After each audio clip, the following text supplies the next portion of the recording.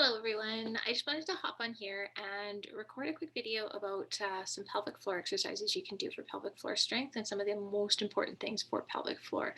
I have a friend who is having some issues, so I wanted to record something for her, and in order to effectively send it to her, because it has to be so a decent length, I need to upload it to YouTube. So I'm going to make it for everybody, upload it to YouTube so you guys can try this as well, because it's going to help everybody. Pelvic floor is very important. So the first thing we're going to do is breathing. So you're going to sit in a comfortable position. You can sit cross-legged or however it's comfortable for you to sit up nice and tall.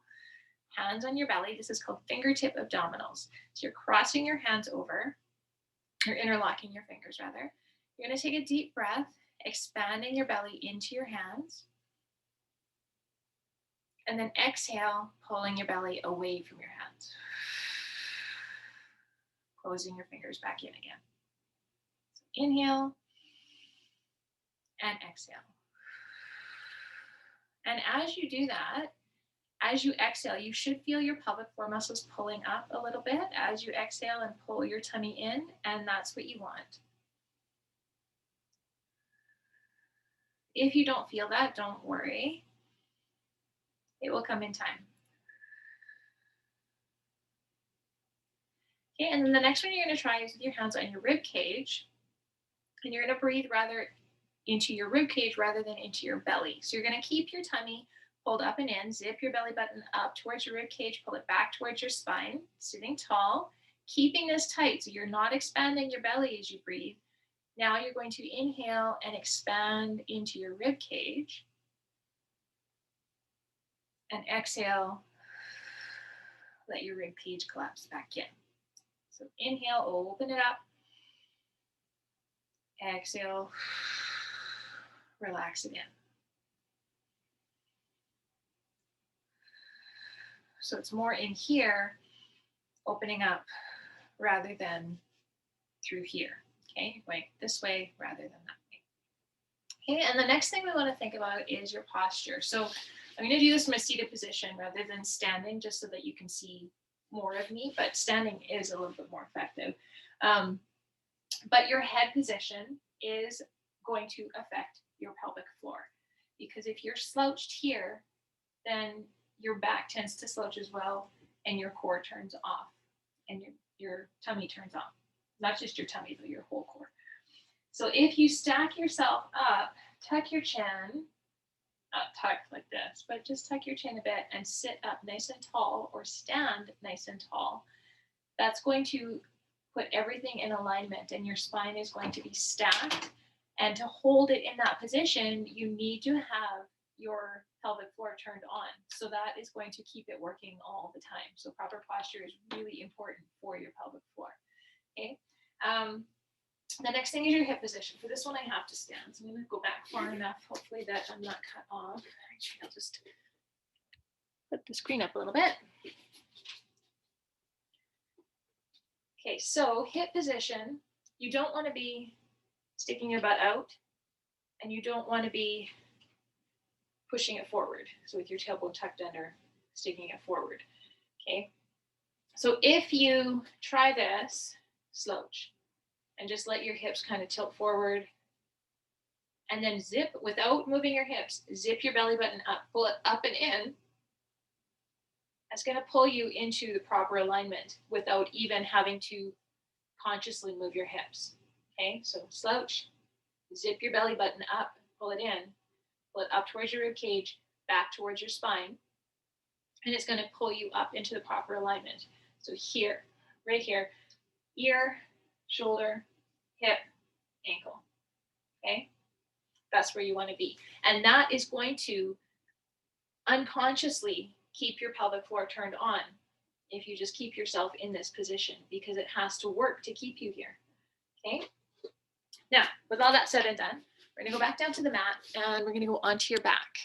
Okay, so on your back, you're going to lay flat with your feet flat and your knees bent. And before I even go down onto the mat, I'm going to show you on your back, you're going to imagine a clock. You're going to picture a clock on your back with the 6 being the tailbone down here, and the 12 being the top part of your hips up here. The 3 is the one side, and the 9 is the other side. Okay, so 12, 3, 6, 9, 12.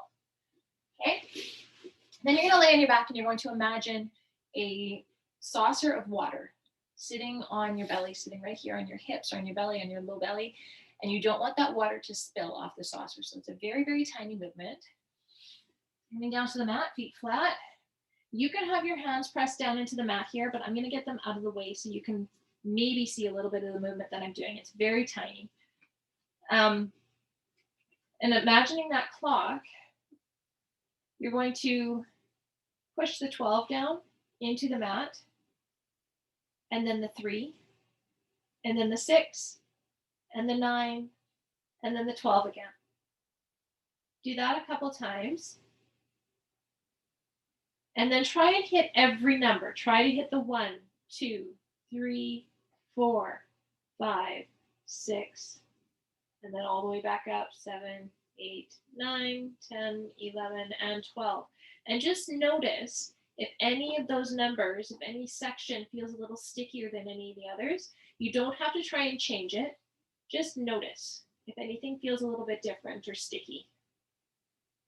Okay, once you've done 5 sets or five reps of that side, of that direction, you're going to switch and go counterclockwise, starting again with the big numbers. So you're going to hit the 9, the 6, the 3, the 12.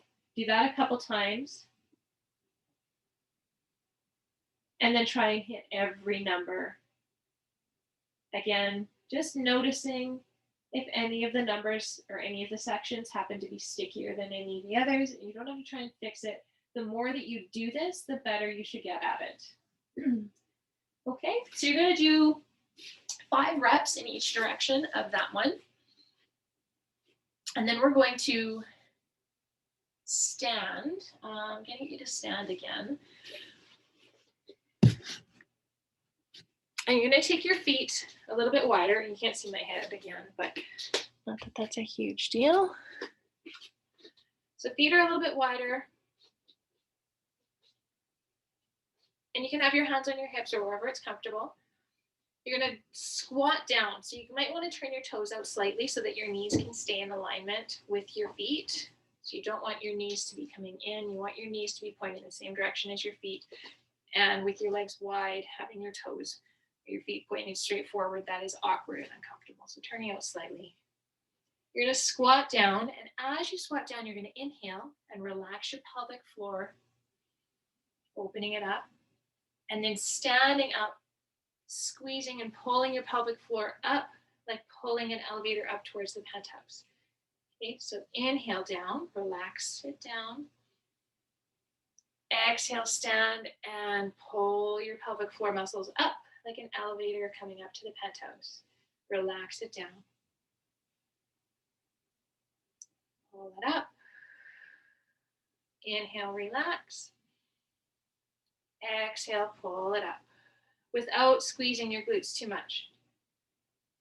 Your glutes are working because you're doing a squat, but you don't want to be overworking and squeezing the glutes and not using your pelvic floor. You don't want a super glute. You don't want to be a super gluter. All right, and then the last one I'm going to show you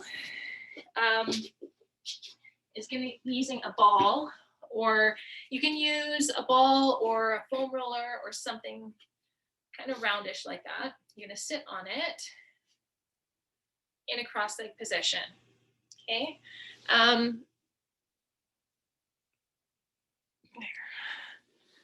So sitting in a cross-legged position, it's uncomfortable. It doesn't feel good. Sitting tall, proper alignment. It's like sitting on a hard bike seat, and it does hurt a little bit, but smaller is maybe even a little bit better. So if you have a foam roller, that's a good thing too. Or a little bit smaller ball. A softer ball isn't going to hurt as much, but it's not going to open things as much either. And try not to, because it feels uncomfortable, the muscles all want to tighten up. Try to relax over that ball. Try to relax the muscles. Try not to squeeze your glutes. It's going to open everything up. And just spend a few minutes here. Again, it's uncomfortable. You probably won't be able to spend a whole lot of time there, but spend a few minutes, as much time as you can. And then when you come down off that ball, you're going to notice that everything is opened up through here. You're going to actually feel a difference through here. What you want is to stretch and relax the pelvic floor muscles a little bit, because tight pelvic floor muscles does not mean that they're strong. Tight pelvic floor muscles means that they're actually weak. So you want to stretch them out as well.